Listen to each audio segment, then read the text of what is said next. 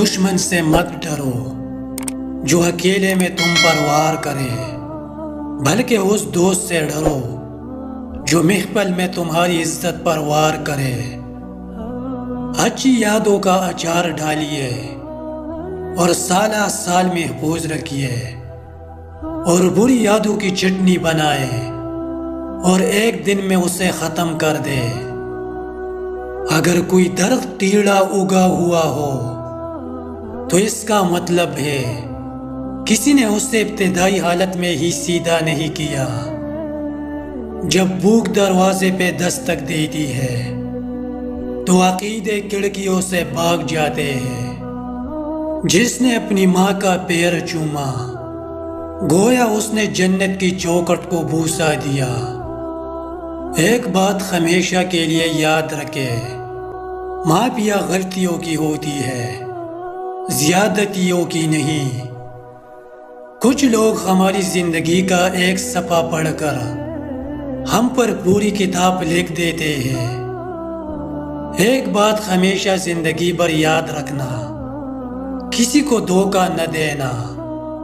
دھوکے میں بڑی جان ہوتی ہے، یہ کبھی نہیں مرتا، گھوم کر ایک دن واپس آپ کے پاس ہی پہنچ جاتا ہے، کیونکہ اس کو اپنے ٹھکانے سے بہت محبت ہوتی ہے۔ اگر تم بادشاہ ہو تب بھی اپنے والد اور استاد کی تعظیم کے لیے کھڑے ہو جاؤ۔ زندگی ایسے مت گزارے کہ لوگ دنیا سے آپ کے جانے کا انتظار کرنے لگے۔ اتنے خشک نہ بنو کہ توڑ دیے جاؤ، اور اتنے نرم نہ بنو کہ نچوڑ دیے جاؤ۔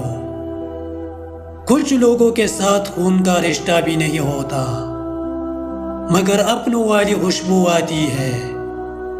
دراصل رشتے خون کے نہیں، احساس کے ہوتے ہیں۔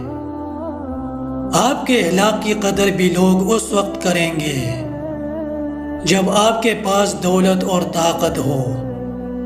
غریب کتنا ہی خوش اخلاق ہو، لوگ اس کے اخلاق کو اس کی مجبوری سمجھتے ہیں۔ اگر کوئی شخص آپ کو نظر انداز کر رہا ہے تو یہ کام کرے، سب سے پہلے اس سے دوری اختیار کرے۔